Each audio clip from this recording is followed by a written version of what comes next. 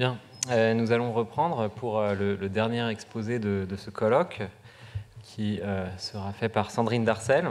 Sandrine est agrégée docteur en philosophie de l'université de Nancy 2.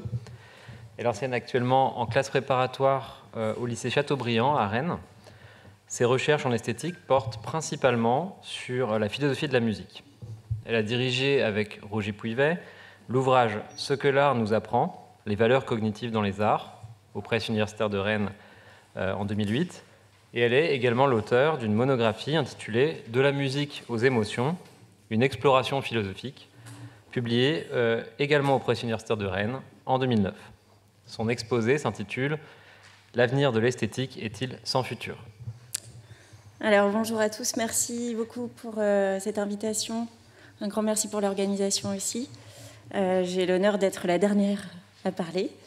Et je pose cette question en fait, qui m'a été posée il y a quelques années. L'avenir de l'esthétique est-il sans futur? En fait, c'était une question rhétorique impliquant une réponse négative. L'avenir de l'esthétique serait sans futur.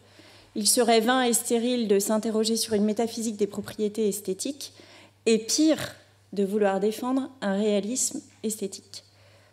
À l'époque, quand on m'a posé la question, je n'ai pas su y répondre. Je vais essayer d'y répondre cette fois. Voilà.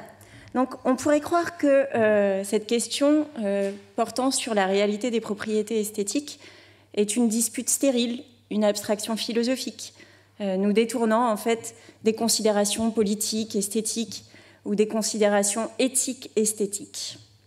Or, il me semble que si on veut réfléchir très sérieusement sur les conditions d'identité d'une œuvre d'art, sur ses conditions de persistance, de survie, sur ce qui fait aussi pose problème, sa restauration, sa dégradation, ce qui nous permet aussi de penser les arts de la performance, les rapports référentiels entre des formes d'art, par exemple entre la danse et la musique.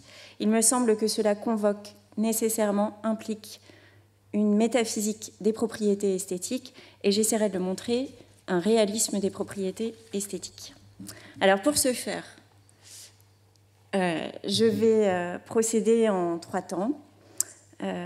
D'abord, il s'agira d'examiner les raisons motivantes d'une enquête métaphysique sur les propriétés esthétiques. À quoi bon s'interroger sur les propriétés esthétiques supposées de l'art? Cette réflexion n'est-elle pas morte, sans avenir, sans futur? Ensuite, dans un deuxième temps, j'examinerai les raisons normatives en faveur d'un réalisme esthétique. Le problème sera le suivant, un problème un peu restreint. Les propriétés esthétiques sont-elles esthétiques?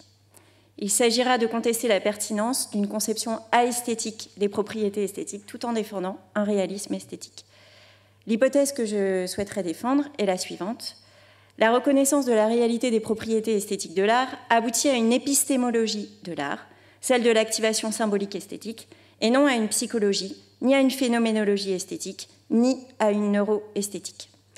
Alors je commencerai donc par la première question. À quoi bon s'interroger sur les propriétés esthétiques? Est-ce un débat artificiel? L'objectif sera de montrer que nous avons de bonnes raisons de nous interroger, des raisons motivantes de nous interroger sur le statut métaphysique des propriétés esthétiques. Alors, il s'agit d'abord d'examiner 3 arguments critiques, un argument historique, un argument socio-anthropologique et par la suite un argument artistique. Alors d'abord, quel est l'argument historique qui semble menacer ce projet d'une métaphysique des propriétés esthétiques? L'argument historique est le suivant. Il y aurait, à travers l'histoire de l'art, une forme de tension entre une perspective antique et une perspective moderne. La perspective antique qui s'intéresse sur les attributs des choses et la perspective moderne de l'esthétique qui considère le sujet faisant une certaine expérience, une expérience esthétique. Ainsi, suivant l'argument esthétique, la notion de propriété esthétique relèverait en fait d'un paradigme passé. Cet argument suppose d'une part la validité contextuelle des concepts et d'autre part que le terme esthétique désigne seulement un moment de l'histoire occidentale, le XVIIIe siècle. Et ainsi, si l'esthétique est le lieu du sujet, elle ne pourrait, suivant cet argument, sous peine de contradiction, qualifier des propriétés objectives. Ainsi, selon cette perspective moderne, l'esthétique ne pourrait relever du jugement déterminant.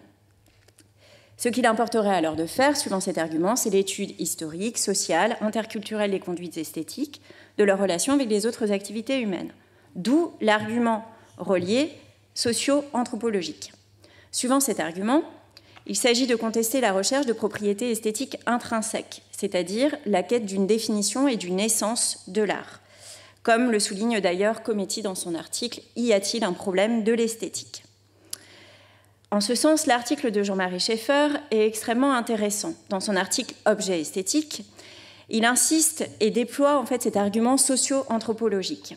Selon lui, il y aurait un glissement terminologique de la fonction esthétique à l'objet esthétique.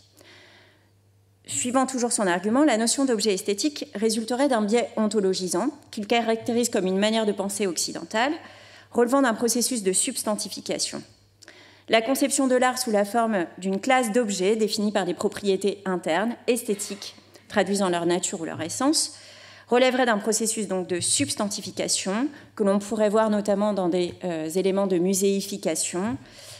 Mais son hypothèse est la suivante: ce sur quoi porte la théorie de l'art ne saurait être une classe d'objets au sens ontologique du terme.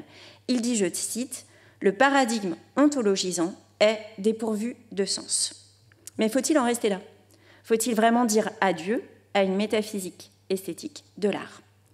Il me semble, et c'est la proposition A, que l'on ne peut conclure d'une histoire de l'esthétique, de ses grandes orientations occidentales à travers le temps, à une conclusion ontologique. Les objets esthétiques n'existent pas.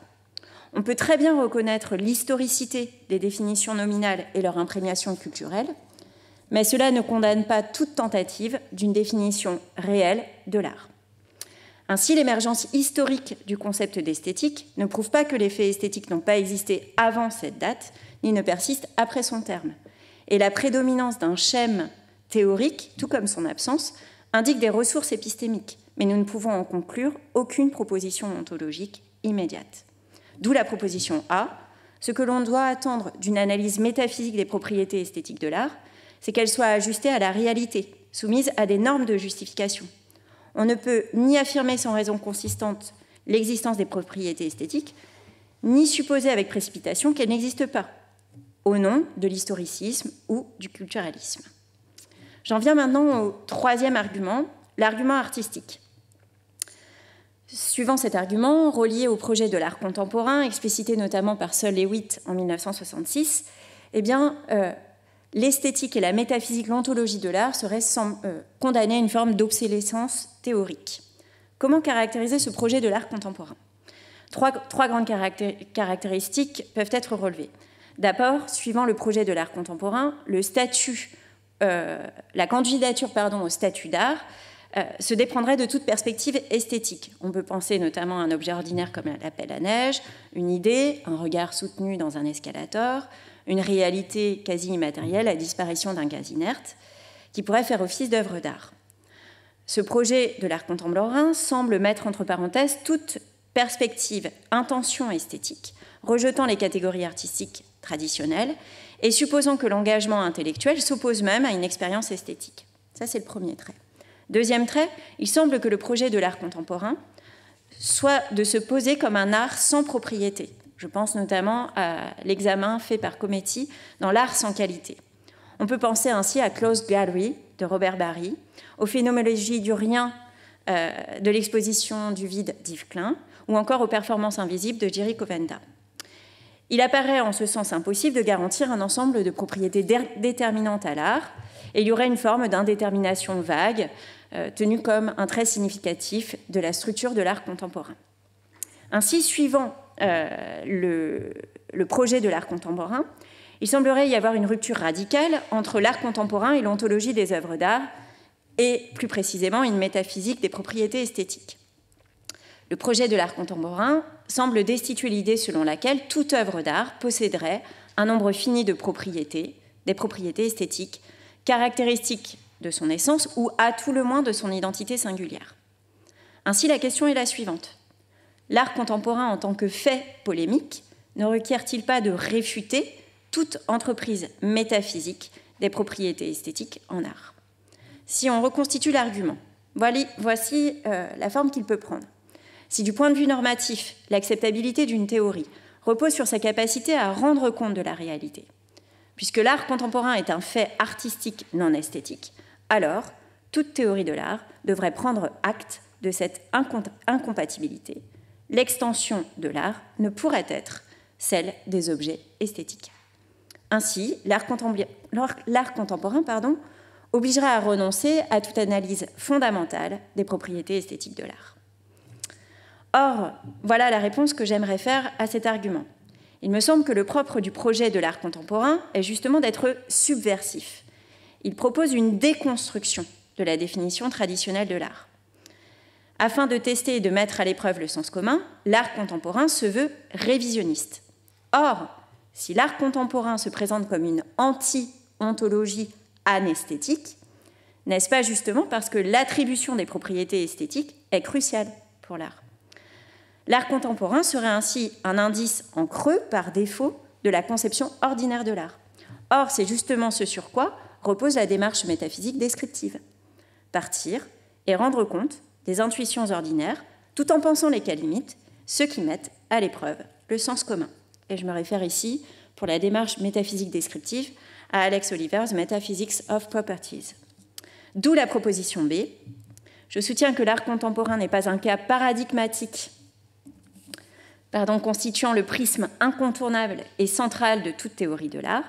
L'art contemporain est un cas limite qui révèle en miroir les pratiques ordinaires de l'art, œuvres, contexte de production et de réception, et la nécessité de penser ce à quoi elle nous engage ontologiquement.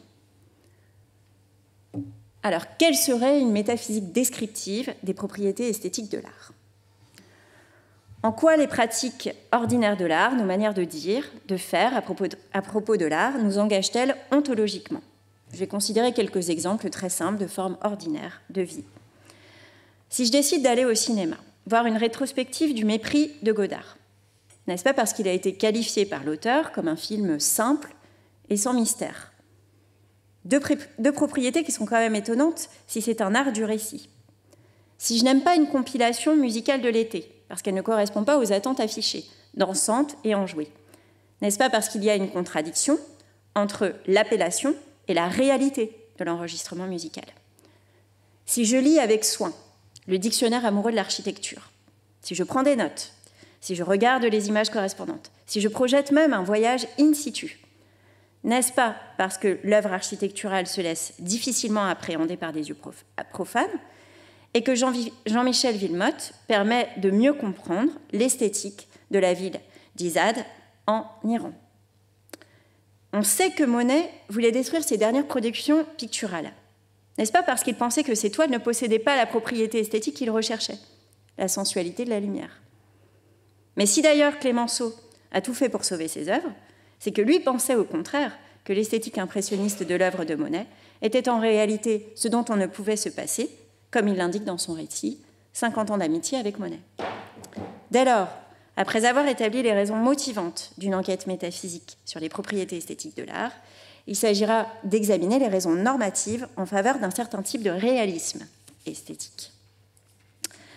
Ma proposition C est la suivante. Le réalisme esthétique constitue l'explication la plus cohérente de la pensée et du discours esthétique ordinaire. Ainsi, l'hypothèse est la suivante. Il n'est pas ontologiquement extravagant ni inconsistant d'admettre la réalité des propriétés esthétiques qui sont correctement attribuées, vraiment attribuées, aux œuvres d'art considérées.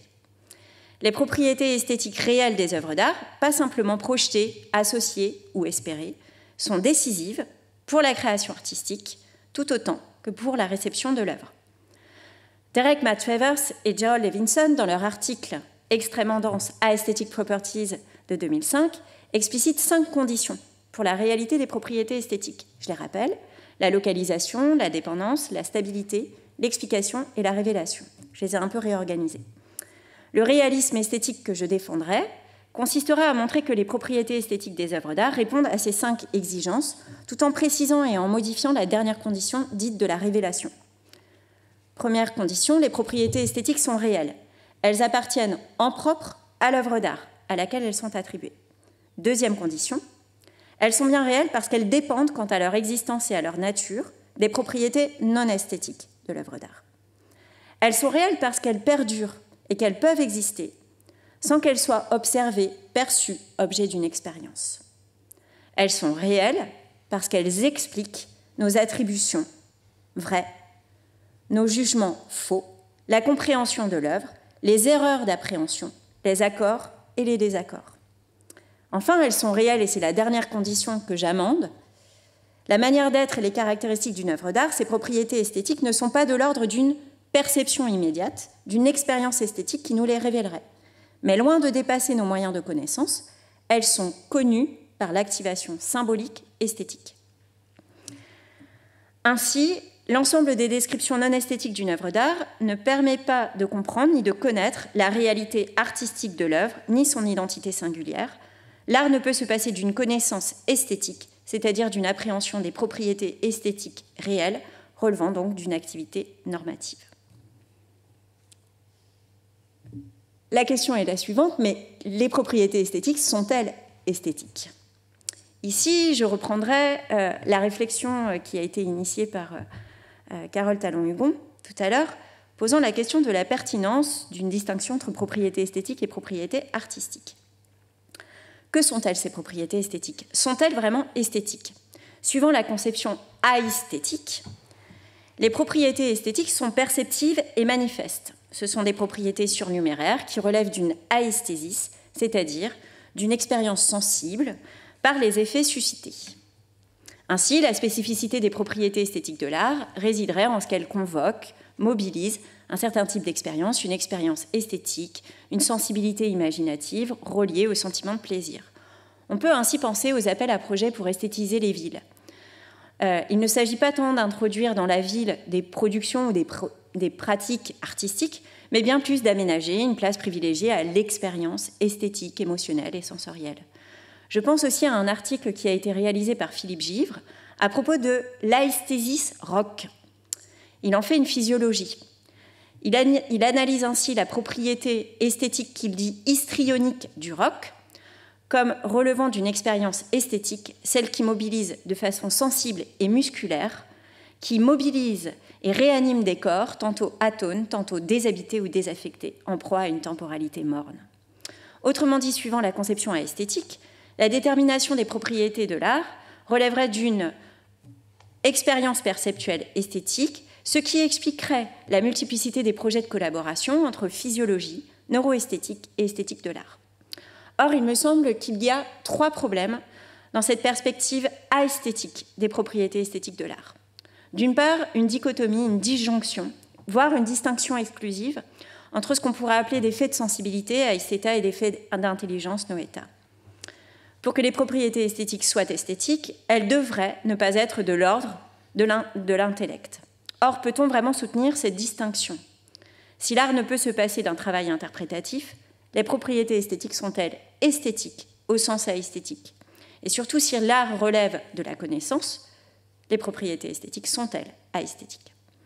Deuxième problème, penser les propriétés esthétiques comme aesthétiques, c'est, à mon sens, fragiliser la réalité des propriétés esthétiques. En effet, la théorie aesthétique des propriétés esthétiques risque de conduire à une forme d'antiréalisme local, soit à une théorie phénoménale des propriétés esthétiques faisant décoiler des propriétés esthétiques, soit à une théorie neurocognitive et biologique de l'attitude esthétique, faisant que les faits esthétiques pouvant être décrits conjointement en termes mentalistes et biologiques, cela renvoie à une naturalisation des propriétés esthétiques, mais conduisant par là même à une psychologisation des propriétés esthétiques. Enfin, dernier élément, problème, soulevé notamment par Danto dans la transfiguration du banal. On pourrait croire que le cas limite des objets indiscernables du point de vue perceptuel conduit à nier la réalité des propriétés esthétiques. Danto mobilise l'exemple des boîtes Brio de Andy Warhol. Or, la distinction entre l'œuvre de Warhol et les artefacts industriels n'est pas une simple distinction de raison, c'est une distinction réelle. Et voici ce à quoi cela conduit 3 idées principales à reconnaître. D'une part, les propriétés esthétiques de l'art ne sont pas des propriétés perceptuelles manifestes, relevant seulement de capacités sensibles. Deuxièmement, les propriétés esthétiques sont bien réelles. Elles constituent l'essence de l'art et permettent de distinguer ce qu'est l'art. Enfin, la saisie des propriétés esthétiques suppose un contexte cognitif pour que l'on puisse les saisir. Ainsi, n'importe quelle œuvre ne peut advenir à n'importe quel moment, et la configuration théorique de l'art n'est elle-même pas perceptuellement visible. Mais dès lors, que sont les propriétés esthétiques si elles ne sont pas esthétiques, si elles ne sont pas aesthétiques? C'est la dernière question que je me poserai. Le réalisme esthétique que je défendrai consistera à articuler un triple héritage, qui peut paraître assez bigarré tel qu'il est présenté. Comment pourrait-on allier Aristote, Danto et Goodman? Tout ça pour aboutir à un réalisme esthétique. C'est ce que je vais essayer de proposer. La proposition à partir de l'héritage aristotélicien, et à mon avis c'est vraiment important d'y revenir, à la poétique d'Aristote, il est possible et souhaitable, pas simplement possible, d'élaborer une philosophie de l'art en rupture avec le schème du mental. La philosophie de l'art n'est pas une psychologie. Une philosophie de l'art est d'abord une théorie générale de la poiesis, c'est-à-dire de ce qui est réellement produit et de ce qui est amené à l'existence. Selon l'héritage aristotélicien, l'analyse d'un genre artistique ne consiste pas à faire le récit d'une expérience, celle de la tragédie ou de la comédie. Ce qui compte, c'est l'examen de ses applications, les œuvres remarquables, mais aussi les œuvres manquées, qui font défaut. D'ailleurs, pour comprendre ce qui fait qu'une œuvre est tragique, l'examen par défaut est central. En effet, le concept tragique est un concept fin. Il n'est pas possible d'assurer une application mécanique à partir de l'établissement d'un ensemble de propriétés de base. Et d'ailleurs, tout au long de la poétique, Aristote montre non seulement qu'il est possible d'attribuer ou de nier telle ou telle propriété à telle œuvre, mais surtout qu'il est pertinent de s'interroger quant à ces propriétés. En effet, elles déterminent son essence, et cela permet de distinguer, c'est ce que l'on voit dans la poétique, des régimes de discours qui sont apparentés, qui se ressemblent, comme le récit historique, de celui de la fiction. Et enfin, que cela relève de part en part du champ de la connaissance. Ainsi, une philosophie de l'art n'est pas une psychologie, mais est d'abord une théorie générale de la poiesis, renvoyant ensuite à une épistémologie. Les artefacts artistiques sont spécifiques. Il y a des propriétés que l'art possède. Celles-ci ne sont pas des qualités contingentes relatives à une époque ou à une culture. Elles ne sont pas réductibles à des effets sensibles et elles ne sont pas l'expression d'une intériorité en résonance. Ces propriétés, c'est tout l'enjeu d'une poétique, tant du point de vue de la création que de la réception. Alors maintenant, cela sera articulé à l'héritage de Danto. Je dirais même dans le sillon de Danto qu'une philosophie de l'art sans esthétique, au sens aesthétique, est nécessaire. Je vais partir de son chapitre qu'il consacre dans son ouvrage « Ce qu'est l'art » quant à la restauration de la chapelle Sixtine. Il me semble que cet exemple témoigne de façon paradigmatique la nécessité de se déprendre d'une approche aesthétique. La question est la suivante. Faut-il restaurer le plafond de la chapelle Sixtine? Deux conceptions se font face. D'une part, celle du curateur-restaurateur Colalucci, qui défend un projet de restauration particulier. Suivant ce projet de restauration, la crasse qui s'est amoncelée au fur et à mesure des siècles, les dégradations subies menacent l'intégrité de l'œuvre de Michel-Ange. Les couleurs chatoyantes initiales ne sont plus perceptibles. Il y a des couches de suie, de poussière et des processus de détérioration très importants, craquelures, concrétion de sel cristallin, repeint ajouté. L'objectif de la restauration de Colalucci est de rendre manifestes les propriétés visuelles initiales de l'œuvre, c'est-à-dire de retrouver un contexte de réception sensible des contemporains de l'œuvre. Ainsi, le postulat d'une telle restauration est double. D'une part, les propriétés esthétiques de l'œuvre de Michel-Ange sont réelles et elles menacent d'être perdues sans restauration. Et d'autre part, les propriétés esthétiques sont aesthétiques, ici visuelles, et mobilisant une réponse sensible. Les opposants maintenant au projet de restauration invoquent au contraire l'esthétique de cette œuvre qui a traversé le temps. Ils insistent sur le fait que la crasse, la suie, les cristallins, les fissures participent de l'effet si sublime de ce plafond, telle une immersion sensible dans les figures et récits éloignés du déluge, etc. Or, comme le souligne Danto, les opposants au projet de restauration de Colalucci en fait adhèrent exactement au même postulat. Les propriétés de l'œuvre sont réelles, menacent d'être perdues, mais cette fois à cause de la restauration, et les propriétés esthétiques sont aesthétiques, c'est-à-dire visuelles et mobilisant une réponse sensible. Danto, dans son ouvrage, défend la nécessité d'une restauration artistique et non pas esthétique au sens aesthétique. Il interroge ainsi la pertinence du deuxième postulat. les propriétés esthétiques de l'œuvre de Michel-Ange sont-elles esthétiques, c'est-à-dire relevant d'une aesthésis? Sa réponse est négative. Les propriétés esthétiques de cette œuvre ne sont pas de l'ordre de propriétés perceptuelles et sont surtout irréductibles aux effets que ces propriétés suscitent. Toutefois, la question de la restauration est néanmoins cruciale, parce que la menace de perdre les propriétés esthétiques de l'œuvre est un véritable drame, une perte incommensurable que l'on doit éviter à tout prix. Ainsi, le seul moyen de résoudre le problème technique de la restauration, comment restaurer et par quels moyens restaurer, est en fait d'enquêter sur les propriétés esthétiques réelles de cette œuvre. Et selon Danto, cela passe par l'interprétation de l'œuvre, en tant que cette dernière est une signification incarnée. Alors Danto, dans son ouvrage, construit une hypothèse interprétative dont il ne s'agira pas en fait de questionner la légitimité et la vérité, mais il s'agit pour lui de saisir cette signification incarnée. Il s'attache notamment à distinguer, je vais vous indiquer quelques éléments de son interprétation, à distinguer le sens de la lecture théologique apparent de la voûte de sa constitution narrative distincte. Il insiste aussi sur l'exceptionnalité architecturale de ces plafonds et sur l'ensemble architectural dans lequel s'insère la chapelle. Il en déduit de là, de ces éléments interprétatifs, que l'aspect des couleurs, notamment il porte son attention sur ça, que l'aspect des couleurs, chatoyantes ou défraîchies par le temps, ne constitue pas une propriété essentielle, esthétique de l'œuvre. Sa conclusion est la suivante. L'attachement aesthétique à l'œuvre n'est pas une raison déterminante dans un projet de restauration. Il insiste même sur le fait que c'est une erreur condamnable que de réduire les propriétés esthétiques de l'œuvre de Michel-Ange, ce qui en fait une œuvre d'art, à leur esthétique visuelle passée ou récente. Cette erreur est double. Elle est à la fois métaphysique, parce que les propriétés esthétiques de l'art ne sont pas aesthétiques, mais aussi épistémique. C'est une erreur d'interprétation quant au sens de l'œuvre, voire un défaut épistémique par absence d'interprétation de l'œuvre.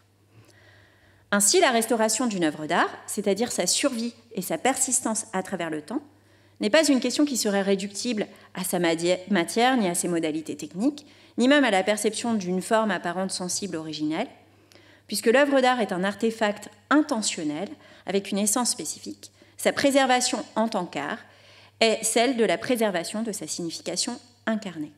D'où la proposition E. L'art pose bien un problème métaphysique. Quelles sont les propriétés qui font de l'art de l'art? Et si tout peut apparemment être art, tout n'est pas de l'art. Il doit y avoir des propriétés réelles, distinctes, nommées esthétiques. Mais les propriétés esthétiques ne sont pas esthétiques au sens d'aesthétisme. Mais alors, l'expression propriété esthétique a-t-elle encore un sens si elles ne sont pas esthétiques au sens d'aesthésis? Et c'est ici que Goodman nous permettra en fait d'aboutir à une solution, en tout cas je l'espère. Proposition F. C'est une contribution conceptuelle de Goodman, prenant toutes mes distances avec son irréalisme et son nominalisme. Celle du concept d'activation esthétique. Ici, je défendrai l'idée suivante. Les propriétés essentielles de l'art sont bien des propriétés esthétiques, mais non pas au sens esthétique. C'est en ce qu'elles impliquent comme possibilité réelle, et non comme effet causal ni simple possibilité logique, une activation symbolique esthétique, c'est-à-dire la mise en fonctionnement de leur signification incarnée. Ici, c'est bien le travail conceptuel de Goodman qui permet de résoudre le problème. Il n'y a pas art sans activation symbolique esthétique. Les propriétés esthétiques sont les propriétés activées par le fonctionnement symbolique de l'œuvre du point de vue syntaxique et sémantique. Puisque l'art relève de la signification, il ne peut pas y avoir d'accès immédiat à l'œuvre sans interprétation, ce qui ne signifie pas que la condition perceptuelle de l'art est niée, mais simplement qu'elle ne constitue pas une condition suffisante. Ainsi, l'interprétation définit l'entrée dans l'art en tant qu'art. Les œuvres d'art, en tant qu'artefacts sémiotiques, nous obligent à les interpréter, à construire des hypothèses sur leur sens. Or, l'interprétation n'est pas une simple projection subjective de propriétés. Il ne suffit pas non plus d'enregistrer des propriétés perceptibles, par exemple les gestes des danseurs, les caractères d'un roman, le noir de Soulages ou les propriétés sonores d'une chanson. Il ne suffit pas non plus d'examiner des propriétés matérielles, l'essence du bois utilisée par Galen Kallela, les dispositifs matériels et corporels utilisés par Pomera pour ses pièces de théâtre. L'activation symbolique esthétique est une activité exigeante. D'une part, la présence d'une conjonction de propriétés non esthétiques n'implique pas nécessairement la présence d'une propriété esthétique. Les contraintes négatives, au regard des propriétés non esthétiques de la réalité, sont amples. Elles dessinent, cet ensemble de propriétés non esthétiques d'une œuvre, des possibilités logiques, c'est-à-dire de ce qui ne sera pas contradictoire du point de vue esthétique. L'activation esthétique, deuxièmement, est constitutive de l'esthétique de l'œuvre. Ici, l'art ne se définit pas par différenciation et exclusion, ce que suppose l'hypothèse de l'autonomie de l'art comme expérience esthétique, mais par relation constitutive. Et ce qui constitue une œuvre d'art en tant qu'art, ce sont ces relations constitutives avec ce que peuvent les êtres humains, c'est-à-dire produire des artefacts culturels artistiques et faire fonctionner les œuvres d'art. Mais prendre au sérieux l'idée d'activation symbolique esthétique implique une conception réaliste prudente, mais robuste, des propriétés esthétiques, et par là une ontologie des œuvres d'art, c'est-à-dire une réflexion sur leur mode d'existence, de leur manière d'être des œuvres d'art en tant qu'art, de leur essence et de leur identité. Je défendrai ainsi l'hypothèse suivante. Les propriétés esthétiques ne sont pas des propriétés intrinsèques, ce sont des propriétés relationnelles. L'activation symbolique esthétique est la possibilité réelle, la potentialité de l'art qui n'est pas à confondre avec sa puissance causale. Les propriétés esthétiques ne sont pas le pouvoir de causer un certain type d'expérience qualitativement distinct, telle que l'expérience esthétique. Elles ne sont pas réductibles aux effets qui seraient excités, suscités ou pouvant être suscités. Le fonctionnement esthétique de l'art est, en suivant la distinction de Duns Scott entre possibilité logique et puissance métaphysique, sa puissance métaphysique, c'est-à-dire ce qui est possible et fondé sur son essence.